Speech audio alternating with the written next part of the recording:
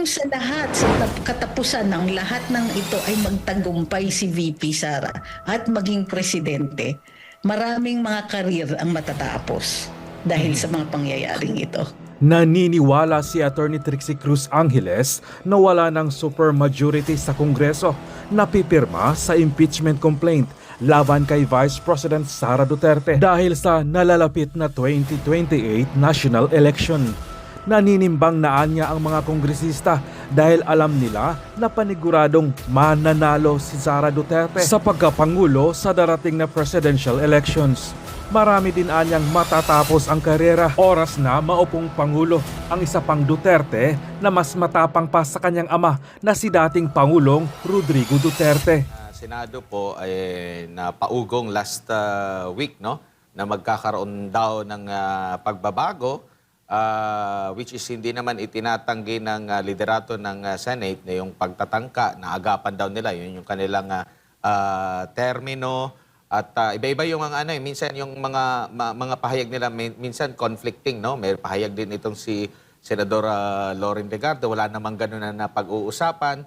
Yung isa sabi power sharing, term sharing. Yung isa naman sabi naman na walang ganoon, parang gusto lang nila na sa 20th Congress mayroong at least siguro mga ilang buwan na mauupo. Pero yun nga ay tinatanggi. Ano po ang masasabi niyo po ukol dito sa mga ganito po? Na sa rami-rami ng ating mga problema po ngayon sa ating bansa, merong ganito. Tapos, in relation din siguro doon sa naging draft report, no, na maraming matatamaan ng mga incumbent, na mga senador, pero may pahayag recently din bago si Senador Ping Lacson na medyo absuelto dito ang Pangulo. Well, it is unfortunate nga na nagkakaroon ng ganitong, kumbaga, exercise ang mga opisyalis natin o yung mga senador natin na ang daming kailangan talakayin doon sa Senado, ang daming hinaharap na problema tulad ng mga basic needs ng mga tao, pagkain, tubig, kuryente, nahihirapan ang ordinaryong mamamayan to cope with daily expenses. Pero ito talaga at kitang-kita. So, tapos, hindi pa transparent, no? Ang daming ugong tungkol dun sa mga nangyari. Yung iba ayaw umamin na may ganun, pero yung iba umaamin pero with qualifications.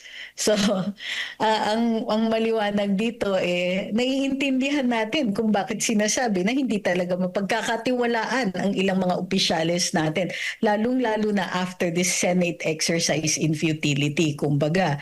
So, kumbaga, papailing ka na lang talaga, ito yung pinapakita ninyo sa atin at a time like this. Pero even worse, the reason na ginagawa yan ay nakakita sila ng pagkakataon.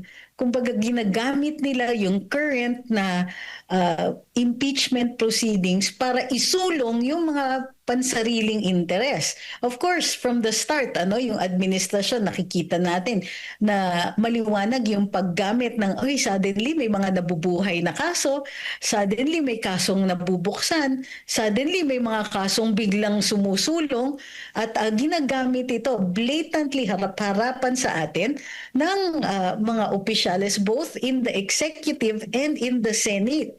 So, sa dami ng problema, pansariling interes ang inuna at pinagsasamantalahan yung pagkakataon para isulong ang sariling interes imbis na isulong yung mga kailangan nilang gawin para maprotektahan at maipagaan ang buhay ng ordinaryong mamamayan. It is very sad and very, infuriating, nakakagalit na talaga ito talaga ang pinag-uusapan natin how many years into the administration. Kaka-frustrate. Opo. Attorney, nakikita na natin yung para po sa inyo game plan.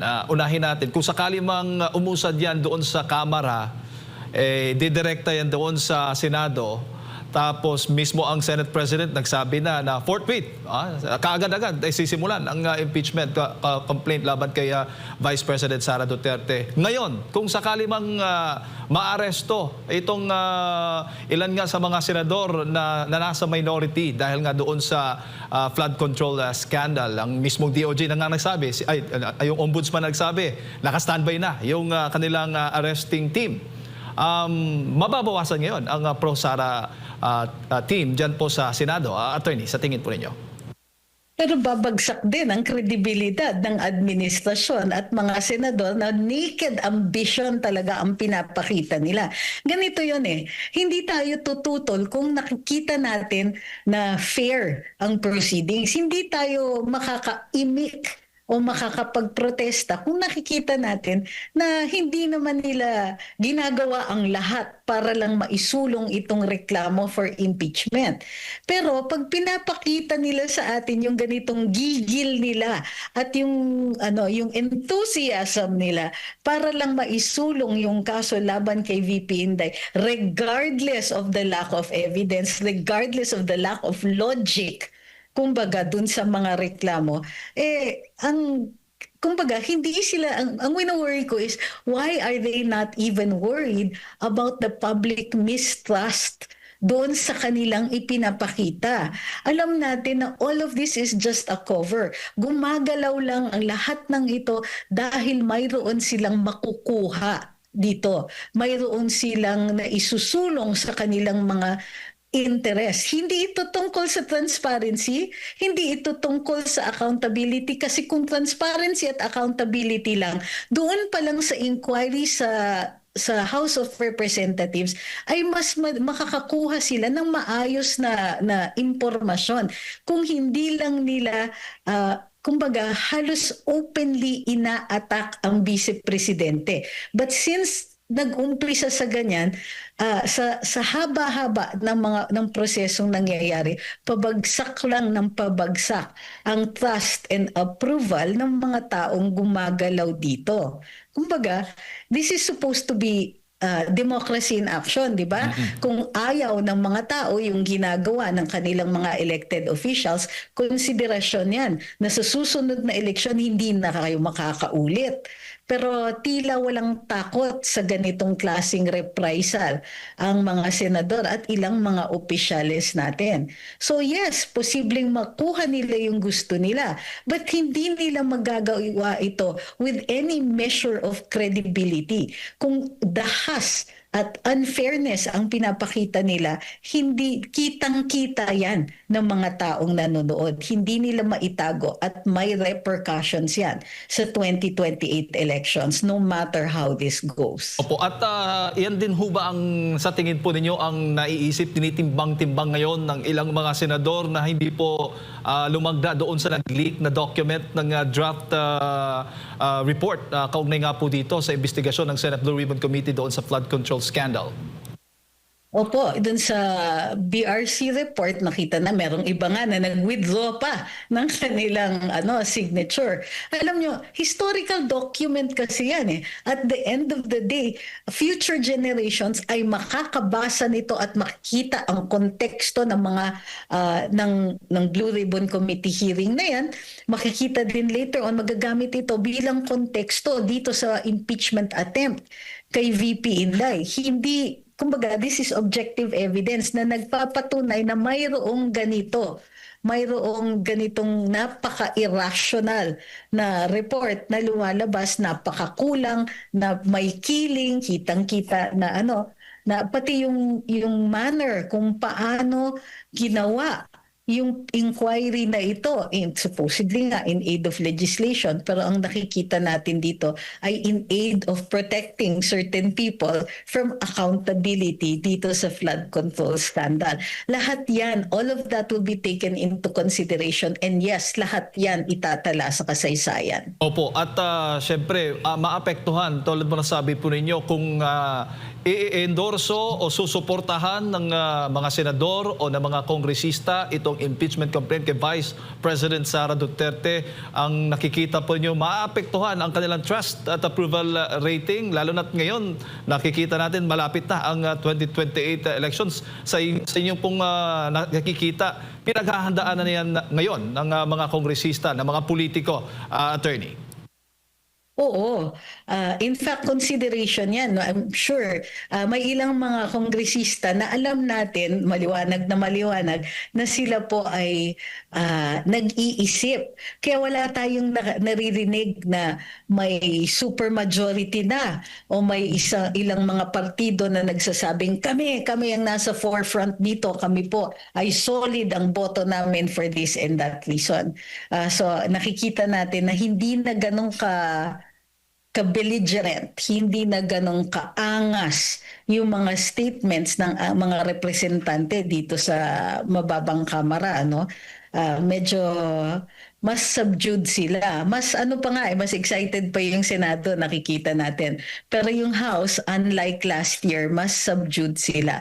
So ang tingin ko, dahil as long as papalapit na sa 2028 elections, ito ay nasa likuran ng isip ng mga representante natin, actually ng lahat ng mga legislators natin. Ito pa yung mataas ang stakes. Kung sa lahat, sa katapusan ng lahat ng ito ay magtagumpay si VP Sara at maging presidente, maraming mga karir ang matatapos dahil sa mga pangyayaring ito. Opo. Kaya nga sinasabi, kung gusto nilang mag-survive pa politically, itong mga kongresista ay parang mahihirapan ata, batay nga sa mga pahayag din ng ilang mga minority congressman, ay mukhang mahihirapan na makalusot. Yan din ho ba yung nakikita ninyo, attorney, dyan sa House? Well, ang nakikita natin is on a national level, tapos na karir nila. Kumbaga, ambisyon sila beyond the local level. Iba kasi ang local politics. But it is also possible na maaapektuhan sila kahit paano. At of course, hindi natin papakalimot yan. Dahil napaka-public ng kanilang mga aksyon dahil may objective evidence, may mga pinirmahan sila from the first impeachment complaint at yung itong pangalawa, makikita natin din yung partisipasyon nila, hindi mapagkakaila yan. Kumbaga, hindi nila pwedeng sabihin later on na ay hindi ako yan, hindi ako pumirma. Walang ganyan. There is no chance to redeem yourself later on. Walang pagkakataon rin na maidi-deny nila kung ano ang partisipasyon nila dito sa impeachment complaints na ito. So, pero ang nakikita nga natin because nga medyo subdued yung mood ng House as compared to last year, hindi kasiguruhan, kumbaga, ang tagumpay nila. So either way may talo Posibleng maipanado nila, dumire-diretso ang impeachment, pero later on yung talo sa later on sa 2028, or posibleng sa umpisa pa lang kung isuko na nila itong attempt nila, at itago yung kanilang ambisyon, then baka may fighting chance pa sila at a future career. Ang nakikita natin dito, ang malaking may dilema talaga yung House. Opo. Sa ngayon. Opo, pero nakikita ho din ninyo na magkakaroon ng pagbabago ng direksyon kung sakali man na magkakaroon din ng palit liderato dyan sa Kamara, kasi nga may mga umuugong-ugong na mga balita ng meron daw na palit liderato possible na mangyari, attorney. Actually, ilang linggo na nga yan Actually, simula nung umupo si Speaker D, hindi na nawala yung mga ganyang usap-usapan na posibleng bumalik si House Speaker Martin Romualdez. Pero hindi rin po natin nakikita na malaki ang mayorya na naghihikayat ng pagbabalik ni Speaker Martin. So hindi natin nakikita or wala natin tayong naririnig na malakas na ugong doon sa pagpapalit sa kanya. Hindi rin natin alam kung impeachment ang motibo ng ugong na ito or yung mga, matatawag natin dito, yung mga benepisyo na natatanggap ng mga representante sa 19th Congress as compared to the 20th Congress. Mas posible pa yung motibo na ganon. So, for the moment, hindi natin nakikita na magiging factor pa yan dito sa upcoming na impeachment ni VP. Pwede bang kung sakali man si Congressman Sandro Marcos ang maging speaker, attorney? Ah, well, anything is possible, ano? Lalong-lalo na sa administration na ito.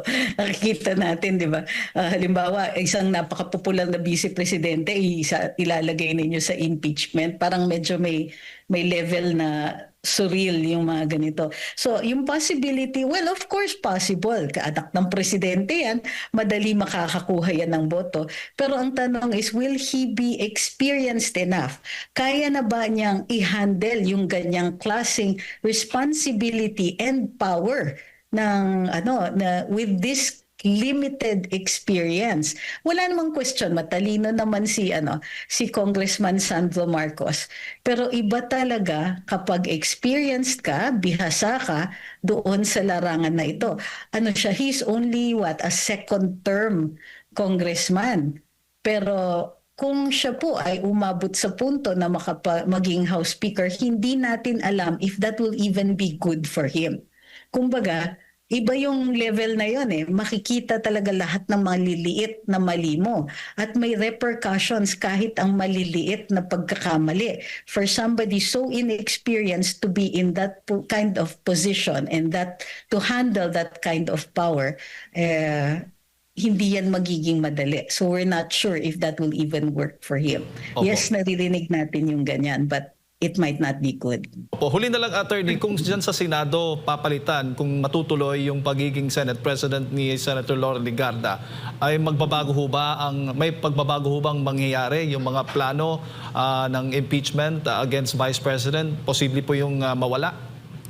Well, depende kung sino yung mag-uupo sa kanya. Di ba? Kung ang mag-uupo sa kanya ay yung pro-Duterte faction at lalaki and they will have significant votes, then makikita natin magbabago. Pero kung ang mag-uupo sa kanya ay yung dati ng mayorya with the endorsement of the president, ibang usapan yan. So, depende yan talaga kung sino ang mag-uupo sa kanya, kung anong interes ang mananaig. Opo. Huling mensahe po niyo, attorney, para sa lahat po ng ating mga kababayan na nanonood po sa mga oras na ito. Ang tingin ko dito is that itong pagsusulong ng impeachment ay parang napaka-tone deaf ng mga nagmamanipula nito.